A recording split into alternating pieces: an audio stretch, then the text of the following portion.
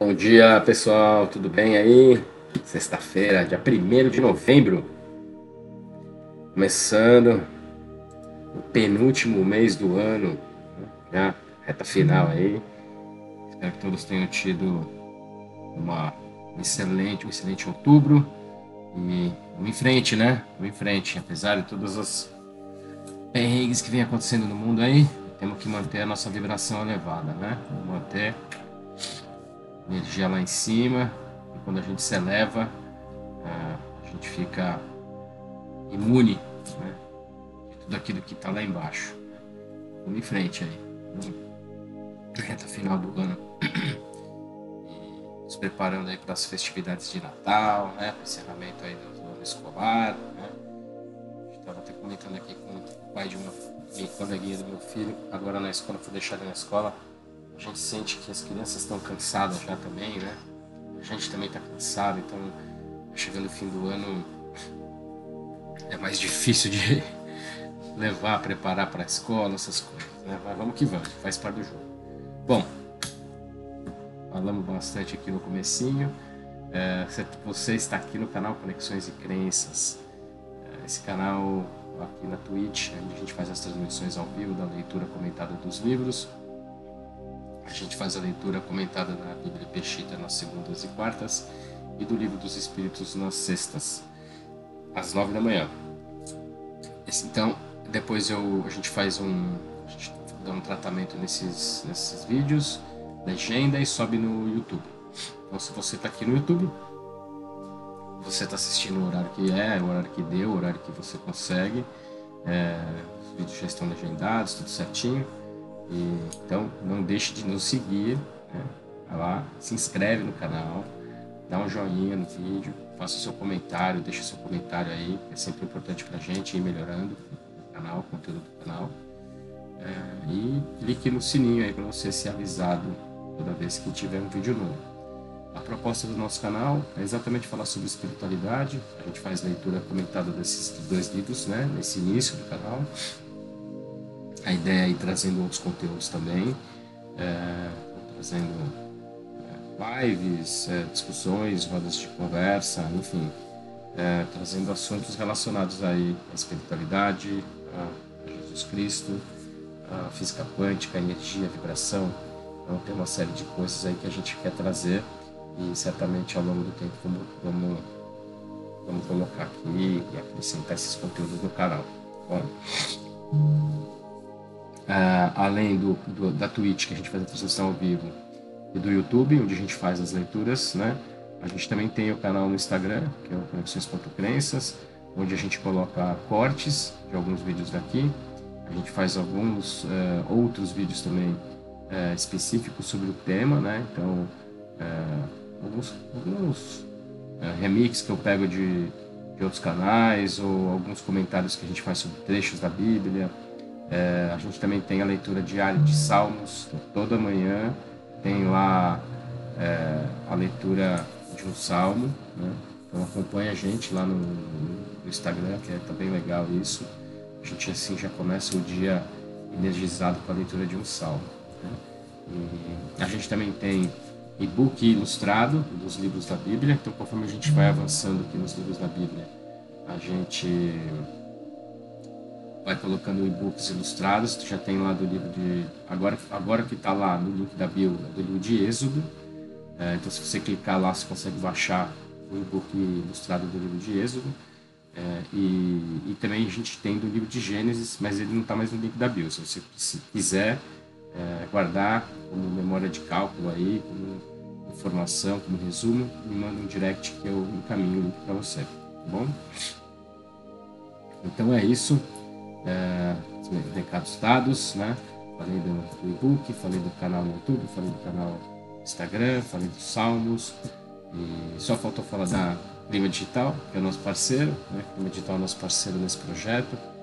Eles uma agência de digital que nos ajuda na estrutura, na engenharia do canal, né? Na parte de backstage, de site, de blog, landing page, conteúdo, roteiro dos vídeos, cortes.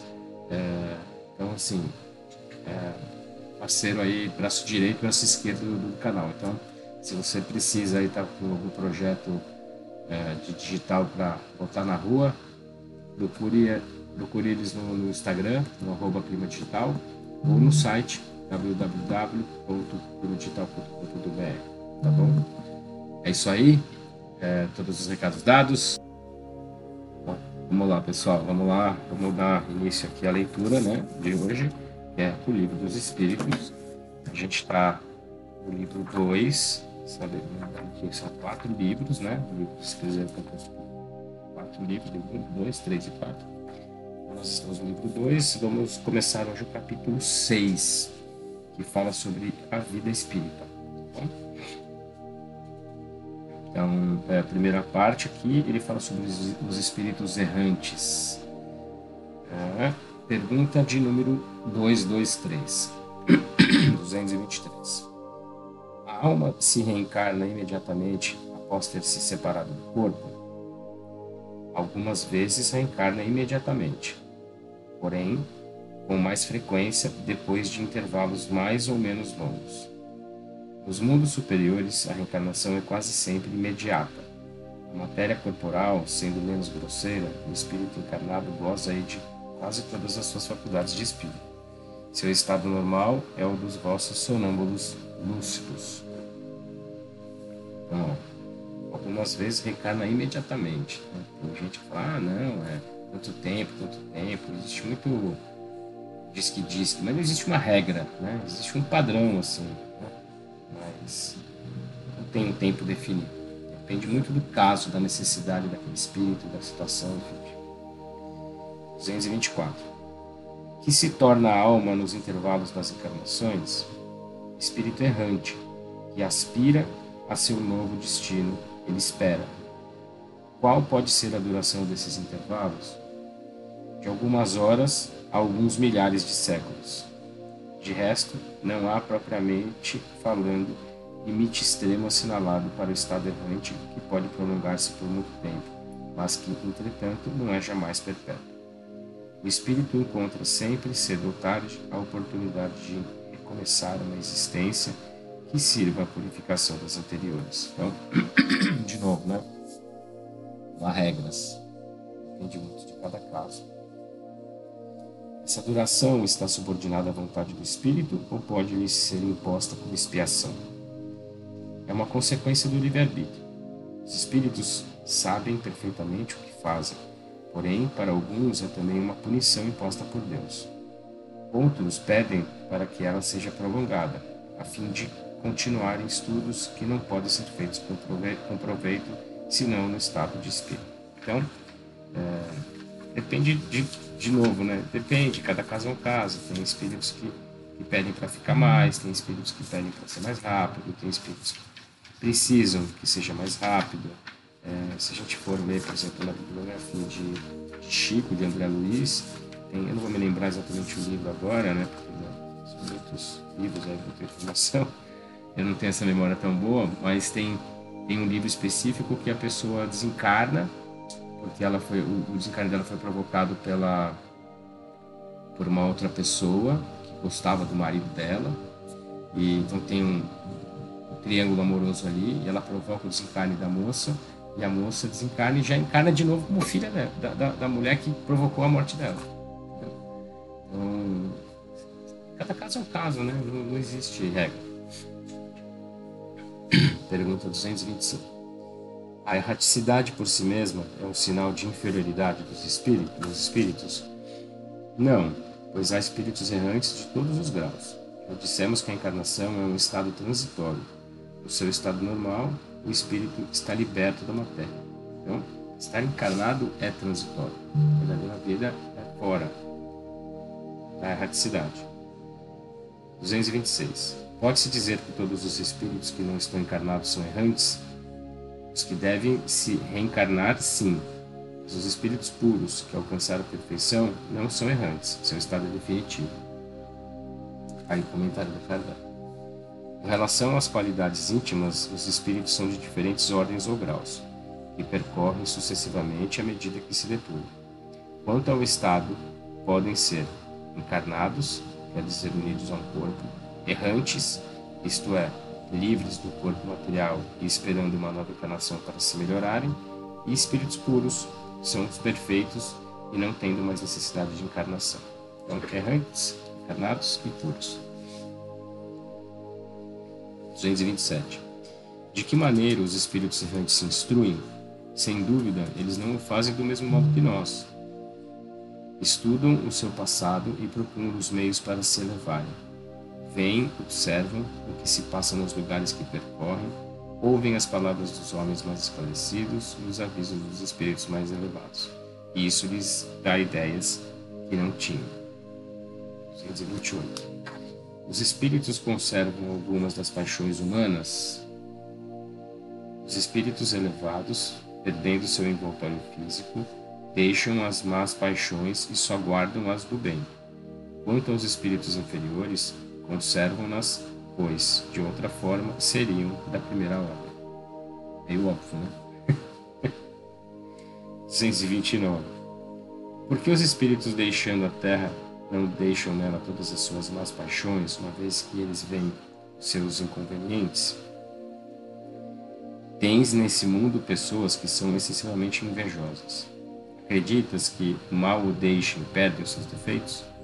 Depois de uma partida da terra, sobretudo para aqueles que têm paixões bem acentuadas, resta uma espécie de atmosfera que os envolve e conserva todas as suas coisas más, porque o espírito não está inteiramente desprendido.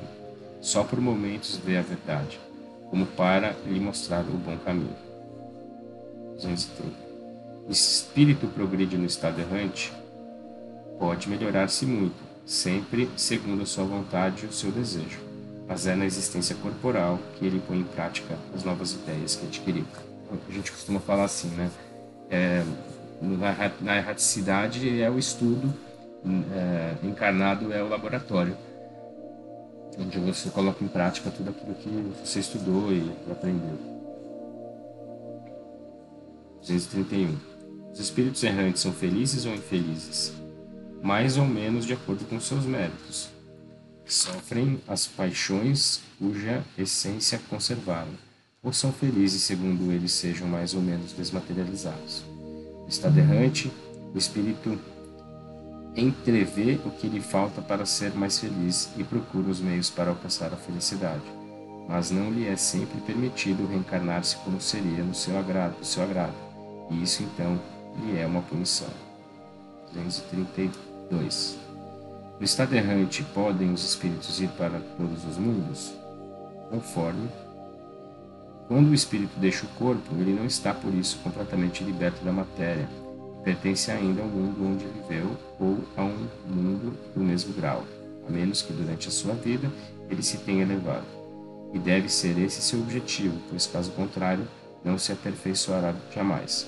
Ele pode, entretanto, ir a certos mundos superiores, mas nesse caso, aí é como um estranho. Não faz, por assim dizer, mais do que os entrever. E é isso que lhe dá o desejo de se melhorar, para ser digno da felicidade, e nele se desfruta e poder habitá-los mais tarde. 233. Os espíritos já purificados vão aos mundos inferiores. Eles vão frequentemente para ajudar o seu progresso. Sem isso, esses mundos estariam entregues a si mesmos, sem guias para dirigi-los. Então, o que ele diz aqui é que assim, o fato de do espírito se desprender da carne e desencarnar, não significa que ele está livre de tudo, né? Ele continua mantendo a energia dele, a vibração dele. Né? Muitas vezes ele fica até meio cego, porque fica preso naquela névoa das paixões que ele carrega. Né? Então, por isso que é importante a gente estar sempre buscando elevação, sempre buscando uma frequência maior, né? O caminho do bem, porque isso vai nos desprendendo, vai nos dando claridade das coisas, né? Clareza das coisas. Então, quando a gente se desconecta da carne, a gente consegue visualizar com mais facilidade aquilo que nós fizemos. Né? E, obviamente, que os espíritos puros, eles são os guias, eles são os mestres, né? São eles que nos ajudam nesse processo evolutivo. Vamos lá, continua. Agora vai falar sobre os mundos transitórios. 234. Como ficou dito, existem mundos que servem aos espíritos errantes como estações e locais de repouso? Sim, há mundos particularmente destinados aos seres errantes e nos quais podem habitar temporariamente. Espécies de acampamentos, de campos para se repousar, de uma muito longa erraticidade, estado sempre um pouco penoso. São posições intermediárias entre os outros mundos, graduados de acordo com a natureza dos espíritos que podem alcançá-los, e nele gozam de um bem-estar maior ou menor. Os espíritos que habitam esses mundos podem deixá-los à vontade? Sim. Os espíritos que se acham nesses mundos podem deixá-los para irem aonde devem ir. Imaginai-os como aves que de passagem pousam numa ilha para refazer suas forças a fim de alcançarem o seu destino. Então são pontos de apoio, né? Vamos dizer assim. 235. Os espíritos progridem durante a sua estada nos mundos transitórios? Certamente. Aqueles que se reúnem assim o fazem com o objetivo de se instruírem e de poderem mais facilmente obter a permissão de alcançarem lugares melhores e ascender a posição dos eleitos. 236. Esse aqui é um pouco longo. Os mundos transitórios, por sua natureza especial, são perpetuamente destinados aos espíritos errantes? Não, sua posição é apenas temporária. São eles ao mesmo tempo habitados por seres corporais? Não, sua superfície é estéril. Aqueles que os habitam não têm necessidade de nada. Essa esterilidade é permanente ou resulta da sua natureza especial? Não, são estéreis transitoriamente. Esses mundos, então, devem ser desprovidos de beleza naturais? A natureza se traduz pelas belezas da imensidade. Não são menos admiráveis das que chamais de belezas naturais. Visto que o estado desses mundos é transitório, a Terra estará um dia no mesmo estado? Já esteve. Em que época? Durante a sua formação. Nossa, durante a formação do planeta já fomos um mundo transitório. Talvez por não haver necessidade, não haver a possibilidade de existir a vida física, né? Os espíritos utilizavam como um mundo transitório. Aqui tem o comentário do Kardec. Nada é inútil na natureza. Cada coisa tem o seu objetivo, a sua destinação. Nada é vazio, tudo é habitado. A vida está em toda parte.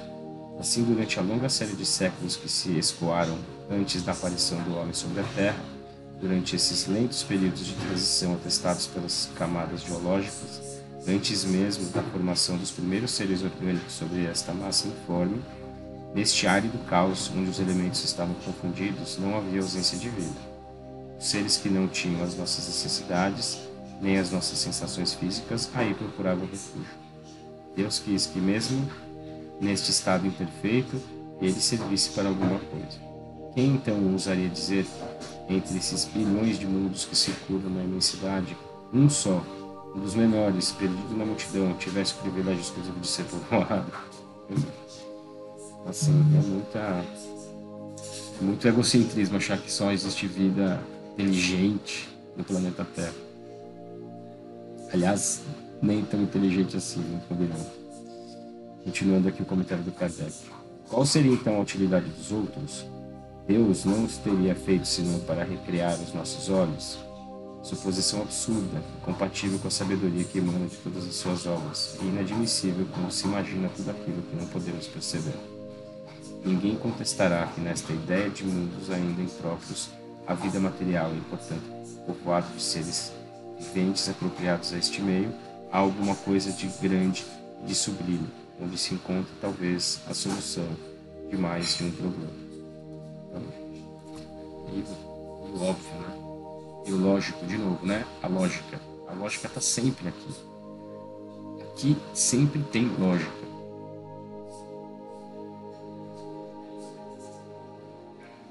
Por isso que eu me encanto com o Espiritismo, porque não tem dogma, não tem porque é. Não, tem uma explicação. Se você não entendeu ainda, procura, porque tem uma explicação.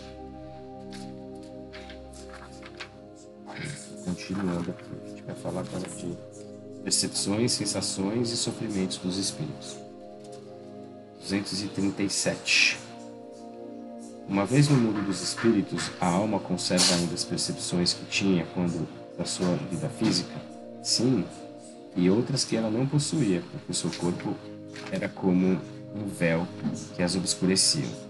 A inteligência é um atributo do espírito, mas que se manifesta mais livremente quando não há obstáculos. 238. As percepções e os conhecimentos dos espíritos são indefinidos. Em uma palavra, sabem eles todas as coisas? Quanto mais se aproximam da perfeição, mais sabem. Se são superiores, sabem muito. Os espíritos inferiores são mais ou menos ignorantes sobre todas as coisas. Então, é um processo evolutivo mesmo. 239. Os espíritos conhecem o princípio das coisas? Conhecem segundo a sua elevação e a sua pureza. Os espíritos inferiores, a esse respeito, não sabem mais que os homens. 240. Os espíritos compreendem o tempo como nós? Não. E é por isso que não nos compreendeis sempre, quando se trata de fixar datas ou épocas. A gente está falando aqui que por isso que a gente não nos compreende tanto quando se fala em datas, tá? Aí tem o comentário do Kardec. Os espíritos vivem fora do tempo, tal como o compreendemos. O tempo para eles se anula, por assim dizer. E os séculos tão longos para nós não são aos seus olhos senão instantes que se esvaecem na eternidade. Da mesma forma que as desigualdades do solo se apagam e desaparecem para aqueles que se elevam no espaço. Então, é tudo relativo, né? O tempo para eles tem uma outra percepção, uma outra conotação. 241. Os espíritos têm do presente uma ideia mais precisa e mais justa que nós? Do mesmo modo que aquele que vê claramente as coisas tem uma ideia mais justa do que o cego. Os espíritos veem o que não vedes. Eles julgam, pois de outro modo que vós. Mas ainda uma vez, isso depende de sua elevação. Exatamente. Então, eles têm uma percepção melhor do que nós, de acordo com a evolução deles. 242. Como é que os espíritos têm conhecimento do passado? Esse conhecimento lhes é limitado? O passado, quando nos ocupamos dele, é presente. Interessante essa frase. O passado, quando nos ocupamos dele, é presente. Precisamente como te recordas de uma coisa que te impressionou durante o teu exílio. Entretanto, como não temos mais o véu material que obscurece a sua inteligência, lembramo-nos de coisas que se apagam para a tua memória. Mas os espíritos não conhecem tudo, a começar pela sua própria criação. 243. Os espíritos conhecem o futuro? Isso depende ainda de sua perfeição. Frequentemente, eles apenas o entreveem, mas nem sempre têm a permissão de o revelar. Quando o veem, parece-lhes presente. O espírito vê o futuro mais claramente à medida que se aproxima de Deus. Depois da morte, a alma vê e abrange de um golpe de vista suas migrações passadas, mas não pode ver o que Deus lhe reserva. Para isso, é necessário que esteja integrada nele, depois de muitas existências. Os espíritos que alcançaram a perfeição absoluta têm o conhecimento completo do futuro? Completo não é a palavra, porque só Deus é soberano, Senhor, e ninguém pode igualar. 244. Os espíritos veem a Deus? Só os espíritos superiores o veem e o compreendem. Os espíritos inferiores o sentem e o adivinham. Quando um espírito inferior diz que Deus lhe proíbe ou lhe permite uma coisa, como sabe que a ordem vem de Deus? Ele não vê a Deus, mas sente a sua soberania, quando uma coisa não deve ser feita ou uma palavra não deve ser dita. Ele pressente, como por uma intuição, uma advertência invisível que o proíbe de fazer. Vós mesmos não tendes pressentimentos que são como uma advertência secreta de fazer ou não fazer alguma coisa? Ocorre o mesmo para nós, somente que num grau superior, porque como compreendes sendo a essência do espírito mais sutil que atua, eles podem melhor receber as advertências divinas. A ordem é transmitida diretamente por Deus ou por intermediário de outros espíritos? Ela não vem diretamente de Deus. Para comunicar-se com ele, é preciso ser digno. Deus lhes transmite suas ordens pelos espíritos mais elevados em perfeição e em instrução. Isso, obviamente, né? Porque é tudo faixa de frequência de vibração, de elevação. 245. A visão dos espíritos é circunscrita como nos seres corpóreos? Não. Ela reside neles. 246. Os espíritos têm necessidade da luz para ver? Vêm por si mesmos. Não têm necessidade da luz exterior. Para eles não há trevas, a não ser aquelas em que se encontram por expiação. Interessante isso, né? Como é que é a visão dos espíritos? Porque a gente sabe que o nosso olho vê pela refração da luz, né? E os espíritos não têm essa arquitetura ocular que nós temos. Então, como é que é a visão deles? Né? Interessante isso. 247. Os espíritos têm necessidade de se transportarem para ver dois lugares diferentes? Podem, por exemplo, ver simultaneamente os dois hemisférios do globo? Como o espírito se transporta com a rapidez do pensamento, pode-se dizer que vê tudo a uma só vez. Seu pensamento pode irradiar e se dirigir ao mesmo tempo sobre vários pontos diferentes. Esta faculdade depende de sua pureza. Quanto menos puro ele for, mais sua visão é limitada. Somente os espíritos superiores podem ter visão de conjunto. Interessante, né? O poder de estar presente em vários lugares ao mesmo tempo. Aí vem o comentário de Kardec aqui. A faculdade de ver dos espíritos é uma propriedade inerente à sua natureza, que reside em todo o seu ser. Como a luz reside em todas as partes de um corpo luminoso.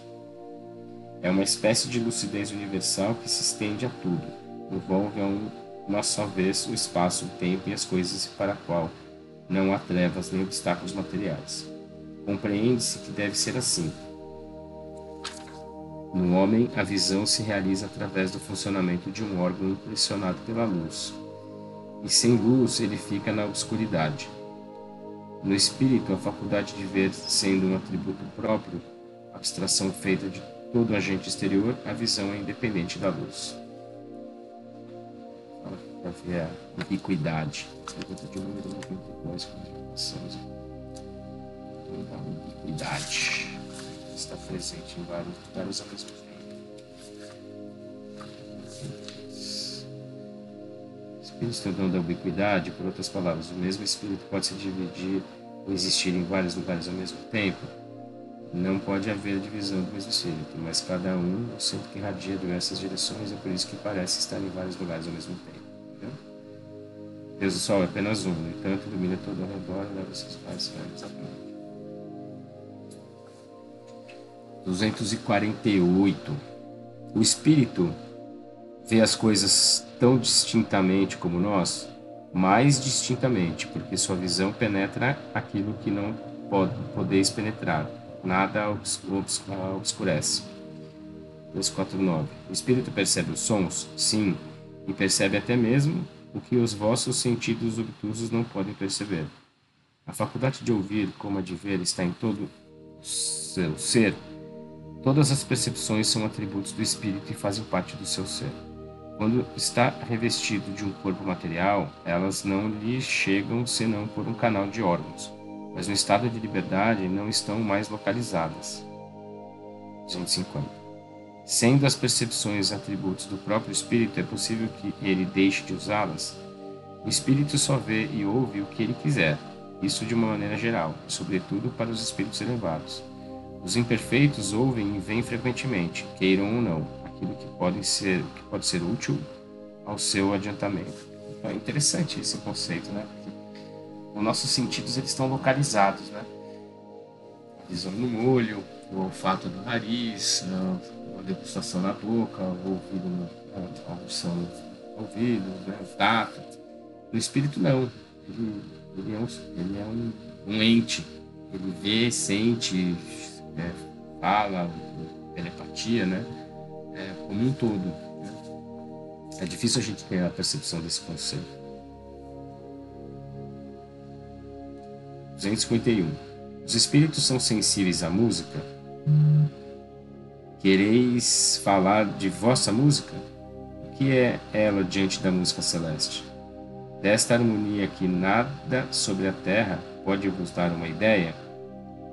Uma é para a outra o que o canto do selvagem é para a suave melodia. Entretanto, os espíritos vulgares podem experimentar um certo prazer em ouvir a vossa música, porque não são ainda capazes de compreender outra mais sublime. A música tem para os espíritos encantos infinitos, em razão de suas qualidades sensitivas muito desenvolvidas. Refiro-me à música celeste, que é tudo o que a imaginação espiritual pode conceber de mais belo e de mais suave. Que coisa linda, né? Imagina essas tranqueiras de música que tem por aí hoje em dia. Por isso que se fala muito, né? Cuidado com aquilo que a gente ouve. Porque música é frequência. E as frequências nos elevam ou nos botam lá para baixo. A gente tem que ficar muito atento a tudo aquilo que nós somos impactados, nós somos expostos, na verdade. Isso nos impacta. 252. Os espíritos são sensíveis às belezas da natureza? As belezas naturais dos diversos mundos são tão diferentes que se está longe de as conhecer. Sim, são sensíveis de acordo com a sua aptidão em apreciá-las e compreendê-las. Para os espíritos elevados, há belezas de conjunto diante das quais desaparecem, por assim dizer, as belezas dos detalhes. 253. Os espíritos experimentam as nossas necessidades e os nossos sofrimentos físicos? Eles os conhecem, visto que os suportaram, mas não sentem materialmente como vós, porque são espíritos. 254. Os espíritos experimentam a fadiga e a necessidade de repouso? Não tira a fadiga tal como a entendeis, e por conseguinte, não tem necessidade de vosso repouso corporal, pois eles não têm órgãos cujas forças devem ser reparadas. O espírito repousa no sentido de que não tem uma atividade constante. Sua ação não é material, mas intelectual, seu repouso moral. Há momentos em que seu pensamento deixa de ser tão ativo e não se fixa sobre um objeto determinado. É um verdadeiro repouso, mas que não pode ser comparado ao repouso do corpo. A espécie de fadiga que os espíritos podem experimentar está em razão da sua inferioridade. Quanto mais sejam elevados, menos necessitam de repouso. 5.5. Quando um espírito diz que sofre, qual a natureza dos sofrimentos que experimenta? Angústias morais, que o torturam mais dolorosamente que os sofrimentos físicos. 2.5.6. Por que então alguns espíritos se queixam de sofrer frio ou calor?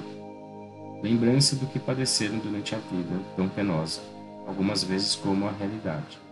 Frequentemente é uma comparação que fazem para exprimirem melhor a sua situação.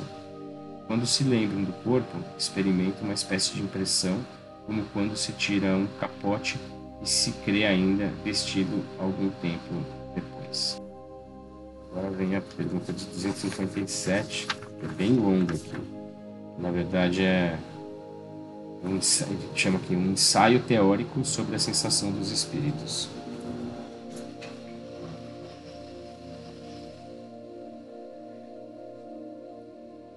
Eu vou ler essa parte e aí depois a gente encerra por hoje, ok? 257. O corpo é o instrumento da dor, e se não é a sua causa primeira, pelo menos é a causa imediata. A alma tem a percepção da dor, mas essa percepção é um efeito. A lembrança que dela conserva pode ser muito penosa, contudo não pode ter ação física. Com efeito, nem o frio nem o calor podem desorganizar os tecidos da alma, e esta não pode gelar-se nem queimar. Não vemos todos os dias a lembrança ou a apreensão de um mal físico produzir efeitos tão reais e ocasionar mesmo a morte? Todo mundo sabe que as pessoas amputadas sentem dor no membro que não existe mais. Seguramente não é nesse membro que está a sede ou o ponto de partida da dor. Seguramente não é nesse membro que está a sede ou o ponto de partida da dor. Apenas o cérebro conservou a impressão da dor. Pode-se, pois, crer que há alguma coisa de analogia com os sofrimentos do espírito depois da morte. Um estudo mais aprofundado do perispírito, que desempenha um papel muito importante em todos os fenômenos espíritas, como as aparições vaporosas ou tangíveis, o estado do espírito no momento da morte, a ideia tão frequente de que ainda está vivo, o quadro tão comovente dos suicidas, dos supliciados, dos que se deixaram absorver aos prazeres materiais e tantos outros fatos vieram fazer luz sobre essa questão e dar lugar às explicações que damos aqui resumidas. Interessante, né? Porque fica ali aquela memória, né? Fica na memória do espírito. O perispírito é o laço que une o espírito à matéria do corpo, sendo tirado do meio ambiente do fluido universal. Contém ao mesmo tempo eletricidade, fluido magnético, e até certo ponto a matéria inerte. Poder-se dizer que é a quinta essência da matéria. Princípio da vida orgânica, mas não da vida intelectual, porque esta está no espírito. É, além disso, o agente das sensações externas. No corpo, essas sensações estão localizadas pelos órgãos que lhes servem de canais. Destruído o corpo, as sensações ficam generalizadas. Eis porque o espírito não diz que sofre mais da cabeça do que dos pés. É preciso, de resto, não confundir as sensações do perispírito que se tornou independente com as do corpo. Não podemos tomar essas últimas como análogas, mas apenas como termo de comparação. Liberto do corpo, o espírito pode sofrer, mas esse sofrimento não é corporal, embora não seja exclusivamente moral, como o remorso, uma vez que ele se queixa de frio e de calor. Ele não sofre mais no inverno que no verão, e o temos visto passar através das chamas sem nada experimentar de penoso. A temperatura não lhes causa, pois, nenhuma impressão. A dor que ele sente não é propriamente uma dor física, mas um vago sentimento íntimo que o próprio espírito nem sempre entende, precisamente porque a dor não está localizada e não é produzida por agentes externos. É mais uma lembrança que uma realidade, porém uma recordação também penosa, algumas vezes, entretanto, mais que uma lembrança, como iremos ver. A experiência nos ensina que no momento da morte o perispírito se liberta mais ou menos lentamente do corpo. Durante os primeiros instantes, o espírito não entende sua situação. Não se crê morto porque se sente vivo. Vê seu corpo de um lado, sabe que é seu, mas não entende por que está separado dele. Esse estado perdura enquanto existe alguma ligação entre o corpo e o perispírito. O suicida nos diz: não estou morto, e ajuntou. Entretanto, sinto os vermes que me roem. Ora, seguramente os vermes não roíam o perispírito, e muito menos o espírito, roíam apenas o corpo. Entretanto, como a separação do corpo e do perispírito não tinha se completado, resultava uma espécie de repercussão moral que lhe transmitia a sensação do que se passava no corpo. Repercussão pode não ser, talvez, a palavra certa, pois faria supor um efeito muito material. Era antes a visão do que se passava no corpo, ligado ainda ao seu perispírito, que produzia nele uma ilusão, a qual tomava por uma realidade. Assim não era uma lembrança, pois que durante sua vida não havia sido roído pelos vermes, era o sentimento de um fato atual. Vê-se por aí as deduções que se podem tirar dos fatos quando são observados atentamente. Durante a vida, o corpo recebe as impressões exteriores e as transmite ao espírito por intermédio do perispírito, que constitui provavelmente o que se chama de fluido nervoso. Morto o corpo, ele não sente mais nada, visto que não há mais nele o espírito nem perispírito. O perispírito desprendido do corpo experimenta a sensação, mas como esta não lhe chega mais por um canal limitado, é generalizada. Ora, como na realidade ele não é mais que um agente de transmissão, pois é no espírito que está a consciência, resulta disso que se pudesse existir um perispírito sem espírito, ele não sentiria mais do que um corpo morto. Da mesma forma, se o espírito não tivesse o perispírito, seria inacessível a toda sensação penosa como ocorre com os espíritos completamente purificados. Sabemos que, quanto mais eles se purificam, mais a essência do perispírito se torna etérea, do que se segue que a influência material diminui à medida que o espírito progride. Quer dizer, à medida que o próprio perispírito se torna menos grosseiro.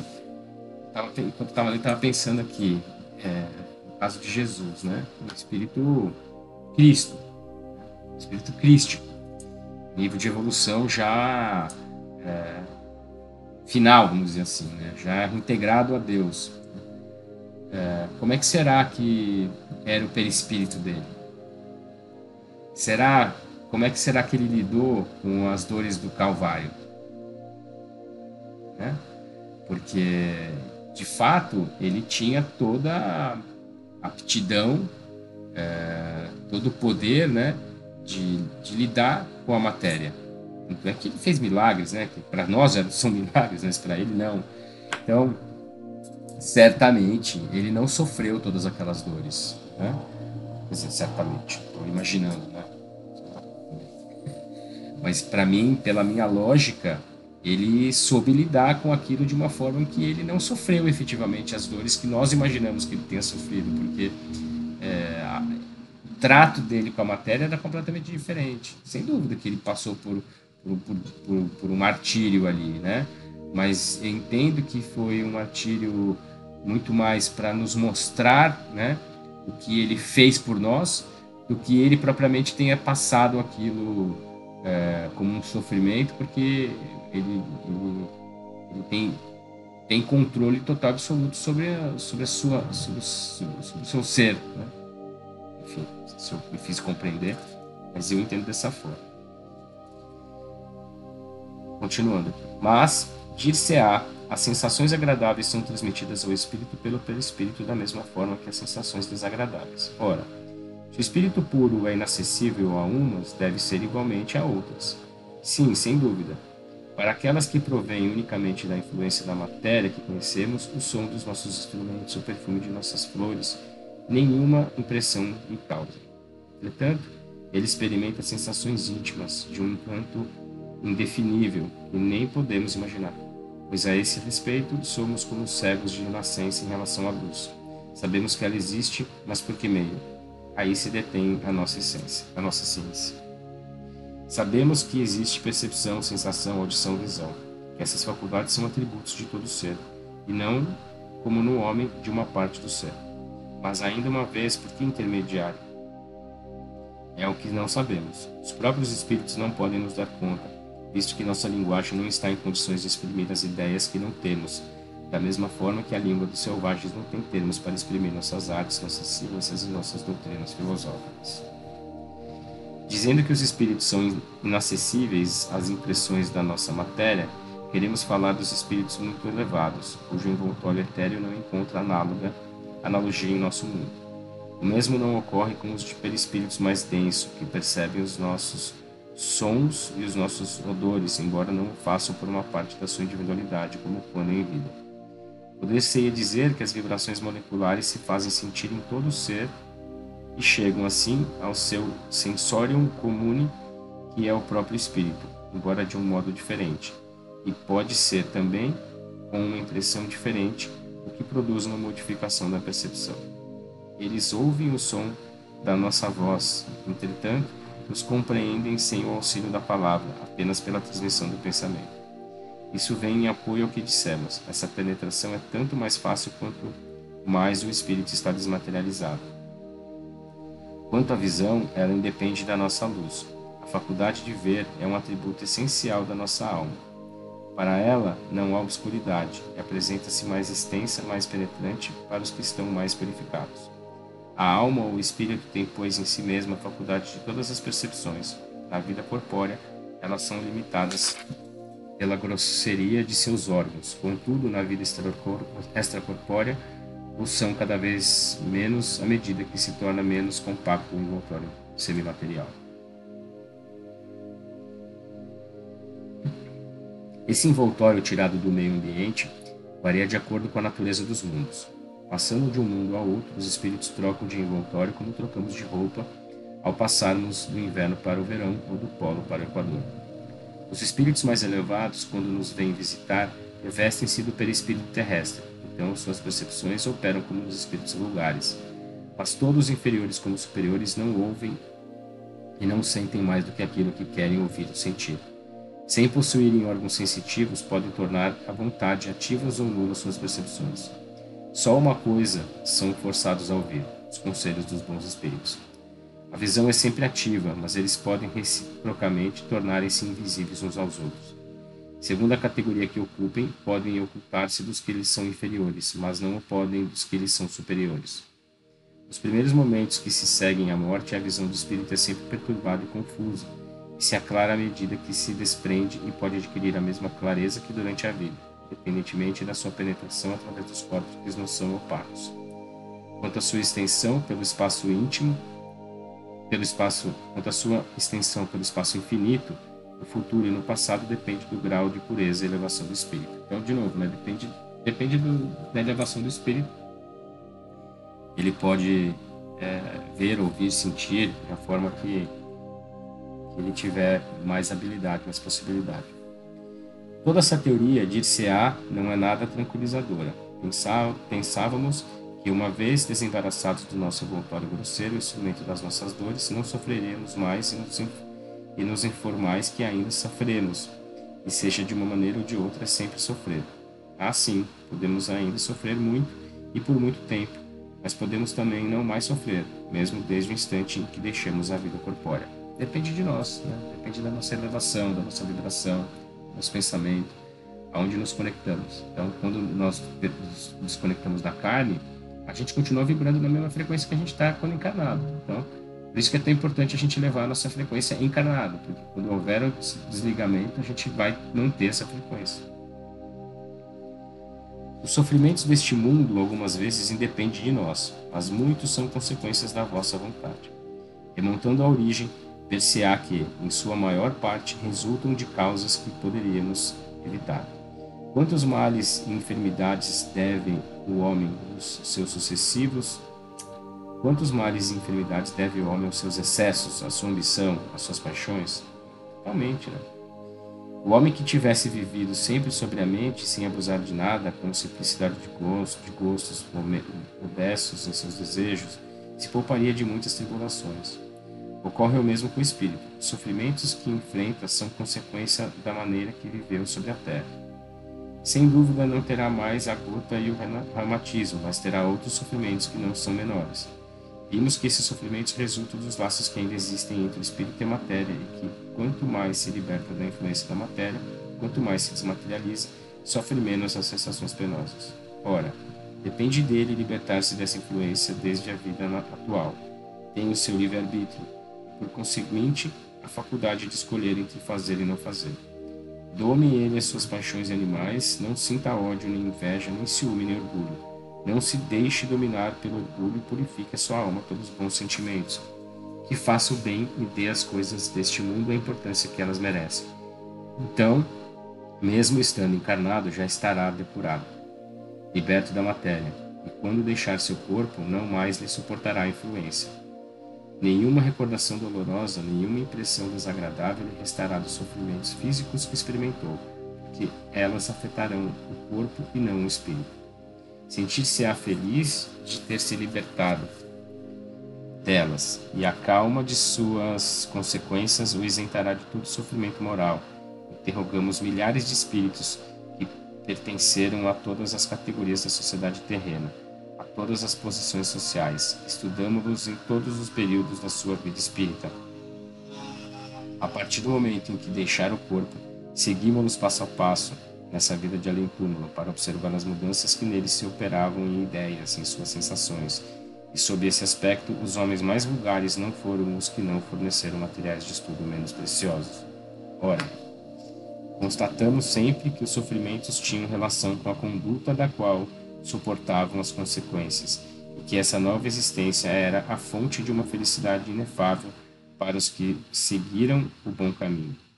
Segue-se daí que os que sofrem, sofrem porque quiseram, e só de si mesmos podem queixar-se, tanto neste como no outro mundo.